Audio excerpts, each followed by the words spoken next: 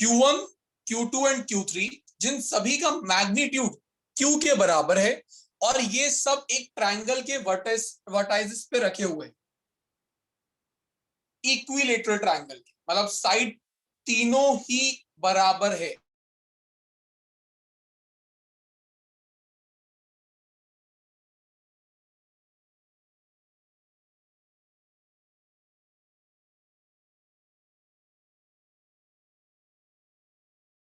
Triangle पर एक capital Q,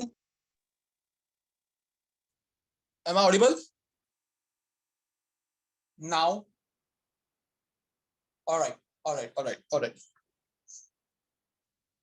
सो अगर मैं इस ट्रायंगल के सेंट्रॉइड पर एक कैपिटल Q चार्ज प्लेस कर दूं, तो बताओ उस पर नेट फोर्स कितना लगेगा? अब कुछ स्टूडेंट्स को ये पता होगा सेंट्रॉइड क्या होता है, कुछ को ये आइडिया नहीं होगा कि सेंट्रॉइड क्या है, भूल गए सर, हम लोअर क्लास में पढ़ाया था। तो मैं बना के बता देता, उससे याद आ जाएगा आपको। यहां पर मैं एक लाइन बना रहा हूं जिसको मीडियन बोलते हैं, जो बीसी के एग्जैक्ट सेंटर से परपेंडिकुलर ड्रॉ किया जाता है। तो ये बीसी के लिए हो गया। अब बी ए के लिए अगर यही काम करूं मैं वापस से, तो ये एक और लाइन बन जाएगा, और एसी के लिए भी ऐसी एक लाइन में बना सकता हूं। ये तीनों मीडियन जिस पॉइंट पर इंटरसेक्ट कर रही है, उस पॉइंट को हम बोलते हैं सेंट्रॉइड। और कोई मुझे ये बताएगा सेंट्रॉइड मीडियन को किस रेशियो में डिवाइड कर रहा होता है? इसको नाम दे दिया मैंने ओ, और यहां पे जो चार्ज रखा हुआ है वो है कैपिटल क्यू। क्वेश्चन रीड करे बिना मत आगे बढ़ना। Very good Dwarkesh. हमें 2:1 के रेशियो में ये डिवाइड कर रहा होता है। मतलब ये जो बड़ा वाला लेंथ दिख रहा है, ये 2/3 पोर्शन है, और ये 1/3 पोर्शन है। प्लीज याद रखिएगा हमेशा। अब सबसे मैंने ये डायग्राम में ट्रायंगल बड़ा बनाया हूं, रीजन सिंपल है, मुझे मेरे डायग्राम में फोर्सेस शो करने होते हैं। अब अगर मैंने एक छोटू सा ट्रायंगल बना दिया, तो आप फोर्सेस बहुत गंदे गंदे शो करोगे, और वहां पे आपको नंबर कटने के चांसेस बढ़ जाते। तो वापस से क्वेश्चन में क्लियर कर देता हूं।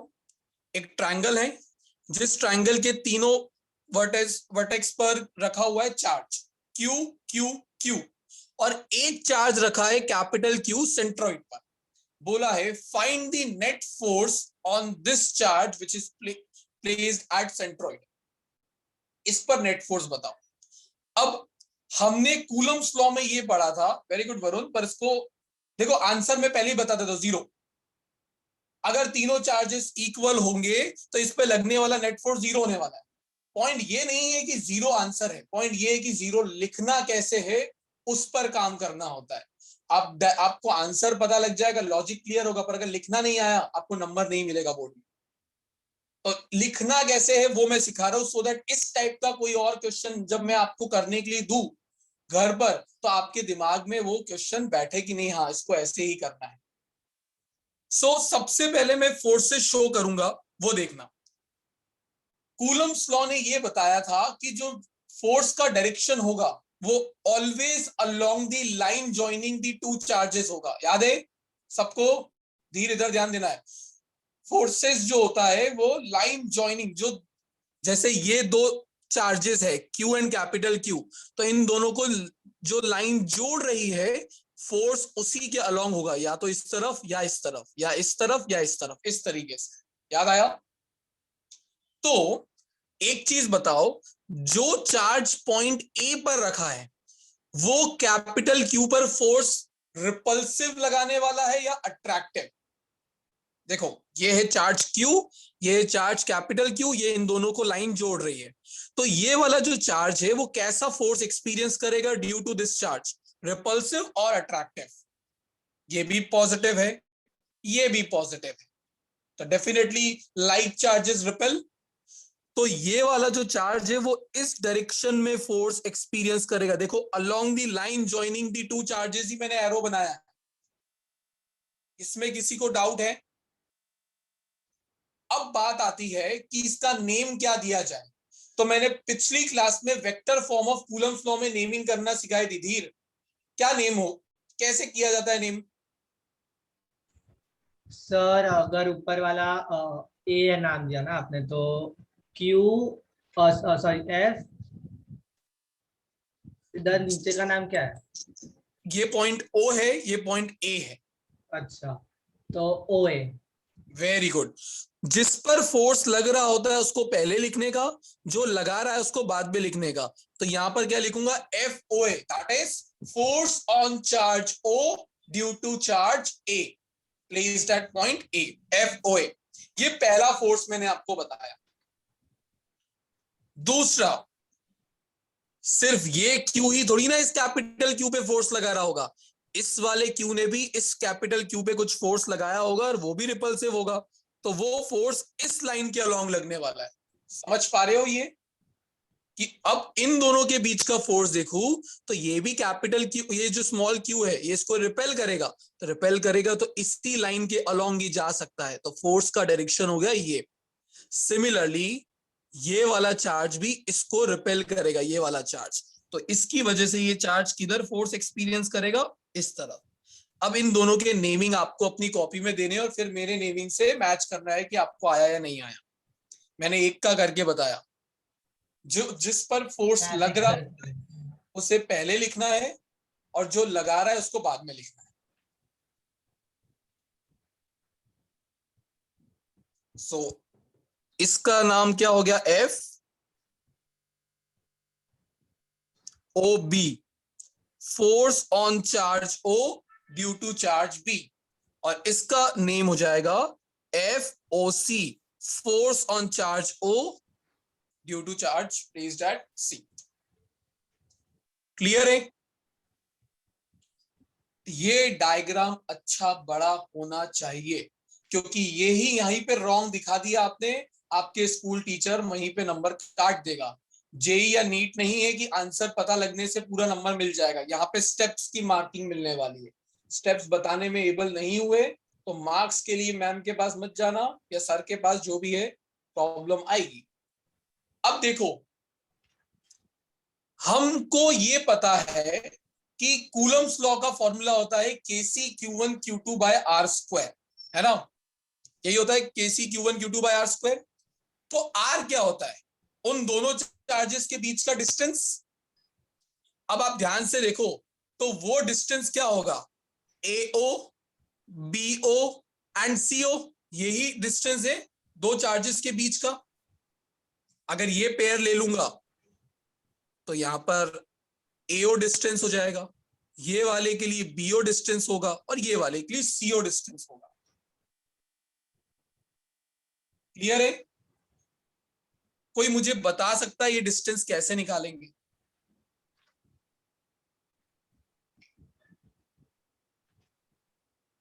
2:1 है तो यस धीर।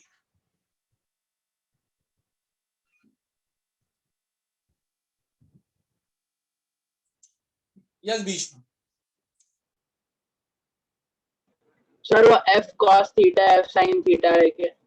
उससे निकाल सकते हैं। Very good. देखो दो दो तरीके हैं, मैं दोनों आपके साथ डिस्कस कर लेता हूं, आपको जो अच्छा लगे वो आपकी इच्छा है। देखो यहां पर आपको एक ट्रायंगल, इसको मैं नाम दे रहा हूं डी, ये वाले पॉइंट को नाम दे रहा हूं डी। तो आपको दिख रहा होगा कि एक ए बी और डी ट्रायंगल बन रहा है, ए बी डी। अब अगर ये इक्विलेटरल ट्रायंगल है तो डेफिनेटली ये पूरा एंगल 60 डिग्री होगा, क्योंकि इक्विलेटरल ट्रायंगल के हर एंगल 60-60 होते हैं, इंटीरियर सम 180 हो जाएगा। तो आप इस फॉर्मूले में tan 60 का फॉर्मूला लगा सकते हो। tan 60 क्या होता है? Perpendicular divided by base. Perpendicular निकालना है पूरा का पूरा एक बार, और बेस अगर पूरा एल था तो आधा कितना होगा? l/2। अब जब आपको ये डिस्टेंस एडी मिल जाएगा तो आपको पता है मीडियन किस रेशियो में डिवाइडेड होती है? 2:1। तो अगर आप अपने एडी का 2/3 ले लोगे तो आपको ये डिस्टेंस मिल जाएगा। इसमें किसी को डाउट है? जो मैंने मेथड बताया, मैंने ट्रिग्नोमेट्री के थ्रू बताया, जो थोड़ा इजी होता है। बोलो द्वारकेश। सर वो मीडियन है वो 90 डिग्री पे कट करता है बीसी को? Yes okay. यस, परपेंडिकुलर बोला था ना हमने वर्ड, परपेंडिकुलर नॉर्मल 90 एक ही बात है। दूसरा, बचपन में सिखाया गया था, एक ट्रायंगल की दो साइड पता हो तो पाइथागोरस थ्योरम से थर्ड साइड निकाली जा सकती है। तो अगर ये l/2 है, ये पूरी l है, तो आप उससे भी ये निकाल सकते हो। दोनों क्लियर है मेथड? क्लियर है सभी को दोनों मेथड? ऑलराइट, मैं फाइनल आपको डायरेक्ट वैल्यू बता देता हूं इस चीज की कि प्रॉपर्टी के हेल्प से, इन equilateral triangle A B C, इसमें जो AO होगा, AO वो BO के बराबर ही होगा, वो CO के बराबर ही होगा, और फाइनल वैल्यू जो उसका निकल के आएगा वो आएगा L/√3।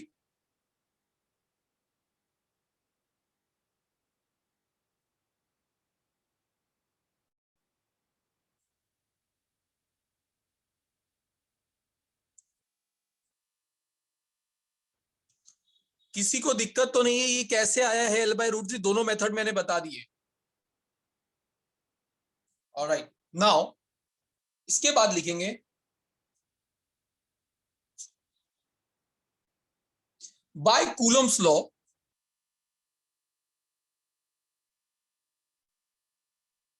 हमें पता है कि भाई F जो होता है वो होता है KC Q1 Q2 bye R²। तो अब मेरे को इन तीनों फोर्स का वैल्यू चाहिए।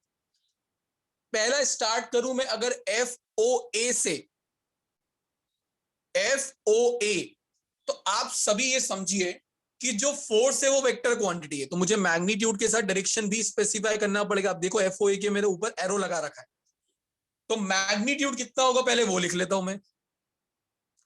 तो KC capital Q into small Q, capital Q into small Q, ये Q1 Q2 हो गए, और डिस्टेंस कितना हो गया L/√3 का स्क्वायर, R² होता है नीचे, तो ये तो हो गया L² और √3 बन गया 3 ऊपर जाके। बताओ इसमें किसी को डाउट है मैग्नीट्यूड में? KC एज इट इज, एक चार्ज का वैल्यू है कैपिटल Q, दूसरे चार्ज का वैल्यू स्मॉल q, और इन दोनों के बीच का डिस्टेंस कितना आया था L/√3, उसका स्क्वायर करेंगे तो L² और 3 ऊपर चला जाएगा। अब बात आती है डायरेक्शन की कि हम इसका डायरेक्शन क्या लिखें। तो ये जो फोर्स है वो नीचे की तरफ जा रहा है O से D की तरफ, या A से O की तरफ, अलग अलग तरीके बताने के, तो मैं उस तरीके से बता रहा हूं। ये A से O की तरफ जाता हुआ फोर्स लग रहा है, तो मैंने पीछे क्या लिख दिया, AO कैप। ध्यान से लिखना, मैंने बताया था यूनिट वेक्टर्स का यूज किया जाता है फिजिक्स में डायरेक्शंस बताने के लिए। अब हर बार I J K कैप नहीं मिलेंगे, क्योंकि हर बार कोई vector X Y Z axis के अलोंग हो जरूरी नहीं है। तो रूल क्या है, मुझे पता है A से O की तरफ मेरा फोर्स जा रहा है, A से O की तरफ, तो मैंने AO के ऊपर कैप लगा दिया, तो ये डायरेक्शन बन गया AO कैप। और इसको मैं फाइनली क्या लिख सकता हूं, FAO कैप।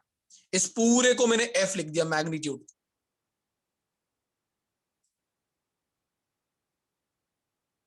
किसी को डाउट है यहां तक?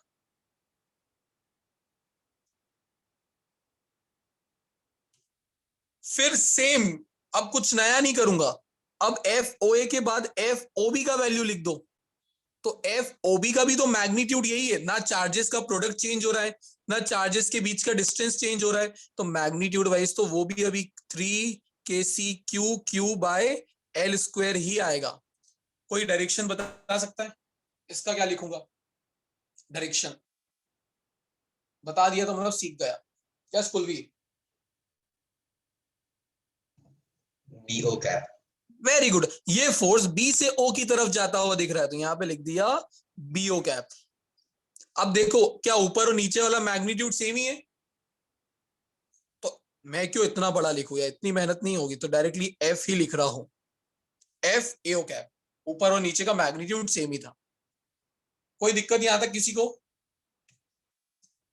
लास्ट, अब क्या बच गया? एफ ओ सी वेक्टर, अभी भी मैग्नीट्यूड वही रहेगा, तो 3 kc capital Q small Q by L square, और इसका डायरेक्शन ओ से सी की तरफ जा रहा है, तो ये हो गया ओ सी कैप। तो वापस से इसको लिख दिया एफ ओ सी कैप।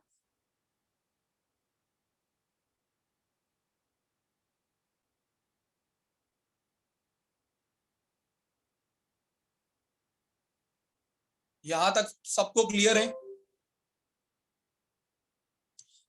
अब प्रॉब्लम ये है, ये सभी वेक्टर सेम डायरेक्शन में नहीं है, तो आप, और बेसिकली ये वेक्टर है, तो इनका अगर नेट आंसर आपको निकालना है तो आपको सुपर पोजिशन प्रिंसिपल लगाना पड़ेगा, जो लास्ट क्लास में हमने डिस्कस किया था।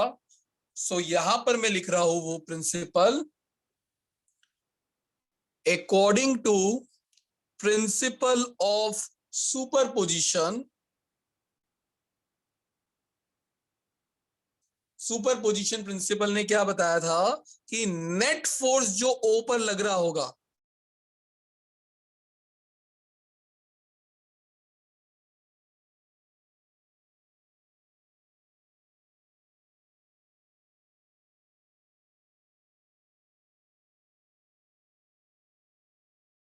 F O B cap plus F,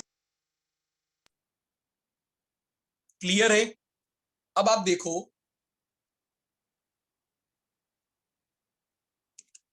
ओए वाला वेक्टर नीचे की तरफ है, सबका ध्यान स्क्रीन पे होना चाहिए। ओए वाला वेक्टर नीचे की तरफ है, ओबी वाला वेक्टर इस तरफ है, तो पैरेललोग्राम लॉ कहता है कि अगर दो वेक्टर कुछ थीटा एंगल से सेपरेटेड हो तो इनका जो रिजल्टेंट होगा वो बीच में आएगा कहीं पर। यही सीखा था पैरेललोग्राम में कि अगर एक वेक्टर ऐसा है, एक वेक्टर ऐसा है, तो रिजल्टेंट बीच में आता है। तो यहां पर एक वेक्टर ये था, एक वेक्टर ये था, तो इन दोनों का जो रिजल्टेंट होगा वो कहीं बीच में आ रहा होगा। तो उस रिजल्टेंट का मैग्नीट्यूड निकालने का फॉर्मूला क्या सीखा था? Under root of A square plus B square plus 2ab cos theta, यही था ना?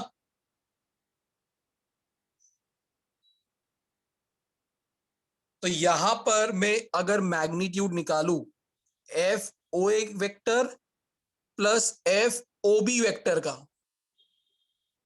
तो according to law of parallelogram वो मैग्नीट्यूड कैसा आएगा?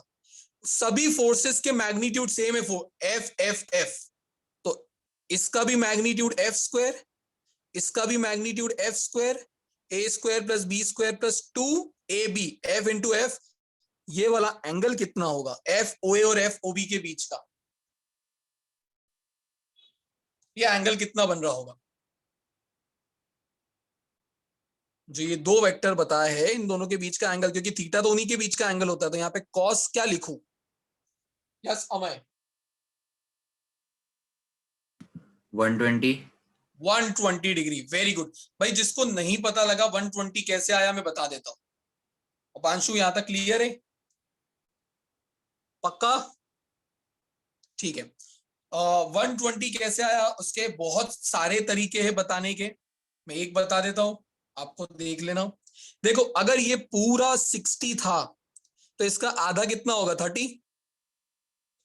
तो ये एंगल 30 है, ये 90 है, तो 30 और 90 हो गया 120, तो ये बचा हुआ एंगल कितना हो जाएगा? 60, क्योंकि सम तो 180 हो सकता है, तो ये 60, ये भी 60, तो पूरा एंगल कितना हो जाता है? 120। तो अगर ये 120 है तो वर्टिकली अपोजिट एंगल से ये भी 120 होगा। तो सेम लॉजिक आप इधर भी लगा सकते हो। अगर इधर वाले ट्रायंगल में भी वो लॉजिक लगाओगे तो आपको मिल जाएगा, ये वाला ट्रायंगल और ये वाला ट्रायंगल में ये आएगा 60, ये आएगा 60, ये हो जाएगा पूरा 120। क्लियर है? तो यहां पर आ गया cos 120 डिग्री। नाउ सॉल्व कर लो, अब कुछ बचा नहीं है। तो ये मैंने देखो इस पूरी इक्वेशन में इन दो का मैग्नीट्यूड निकाल रहा हूं मैं, तो इन दो का magnitude F square plus 2f square cos 120 degree. थोड़ा स्टेप आपके लिए बढ़ा के दिखा रहा हूं, ये आपको मैंने वेक्टर की क्लास में ऑलरेडी करवाया था। तो 2f² cos 120 का वैल्यू मैंने टेबल लिखवाया था, आई होप वो टेबल आपकी स्टडी टेबल पे लग चुका है। -1/2 cos 120 का वैल्यू, तो 2 से 2 cancel, 2f² minus f², final answer क्या है f।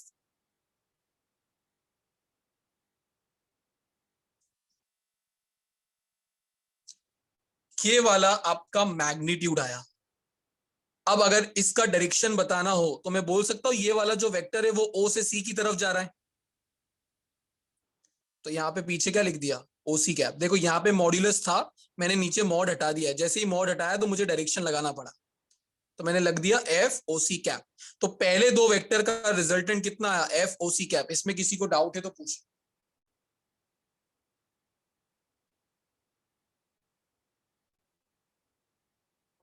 आ गया है तो थम्स अप दे।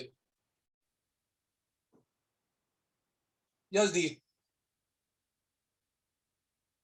हाँ सर, ये लास्ट स्टेप वापस समझाना। ये वाला हाँ देखो, FOC ये कहता है। इसका रिजल्टेंट F आया। हम्म, अब ये कौन से दो वेक्टर का रिजल्टेंट निकाला है मैंने, एक है OA, एक है OB। तो इन दोनों का जो रिजल्टेंट आया वो इधर आया बीच में। तो अब ये बीच वाला अभी नेमिंग करना सिखाया था ना, अगर वेक्टर इधर जा रहा है तो किस डायरेक्शन में जा रहा है, O से C की तरफ, तो मैंने लिख दिया OC कैप। हाँ। ठीक है, ऑलराइट, बस खत्म। अब देखो यहां पर इसको इक्वेशन नंबर 1 नाम दे दिया था, तो फ्रॉम, इसके नीचे लिखना फ्रॉम इक्वेशन 1 FO जो है उसमें पहले दो का रिजल्टेंट कितना आया, FOC कैप। और जो FOC बच गया है, FOC का फाइनल आंसर क्या आया था हमारा, ये वाला देखो,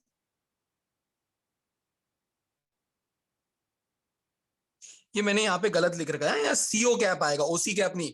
लास्ट वाला जो फोर्स था वो C से O की तरफ जा रहा था, तो C से O की तरफ जा रहा था, तो यहाँ CO कैप आएगा। तो इसकी जगह पे लिख दिया मैंने FCO कैप। पहले दो वेक्टर को रिप्लेस करा FOC कैप से, जो मैंने अभी इतनी मेहनत करके निकाला, और इसकी जगह पे सिर्फ ये वैल्यू उठा के रख दिया जो मैं पहले से आपको डिफाइन कर चुका हूं। अब आप देखो OC कैप और CO कैप क्या एक दूसरे से अपोजिट है डायरेक्शन में? OC कैप इधर लग रहा है, CO कैप इधर लग रहा है, तो मैग्नीट्यूड सेम, डायरेक्शन अपोजिट, तो फाइनल आंसर क्या आ जाएगा, 0। तो एक स्टेप और बढ़ा देता हूं, इस OC कैप को क्या लिख सकता हूं, -CO कैप, और यहां पे CO कैप ऑलरेडी था, तो ये आंसर आ जाएगा आपका 0। तो नेट फोर्स जो सेंट्रॉइड पे लग रहा होता है वो आता है 0। इतनी स्टेप्स आपको दिखाने रहेंगी। 15 मिनट में हुआ हमारा एक ही न्यूमेरिकल है, बट मैं चाहूंगा आप बाकी न्यूमेरिकल भी एक बार ट्राई करिए अपने नोट्स में। Majority of the numericals are already solved in your solve examples, वहां पे ऑलरेडी सॉल्व करके दे रखा है आपको हर एक स्टेप्स के साथ। तो ये क्वेश्चन नंबर 9 था। मैं चाहूंगा एक बार 10 और 12, 13 क्वेश्चन आप करके रखिएगा, ठीक है। स्टेप्स ऐसे ही दिखाने हैं। मैं हुआ तो गूगल क्लासरूम पे इनके सॉल्यूशंस भी अपलोड करवाऊंगा, तो आपको पता रहे कैसे लिखने हैं। चलिए फिर आपका क्लास है अभी हाल। जो भी डाउट आपके फर्दर रह जाते हैं डायरेक्टली कांटेक्ट करो, मैं आपको बता दूंगा। अभी के लिए बाय बाय।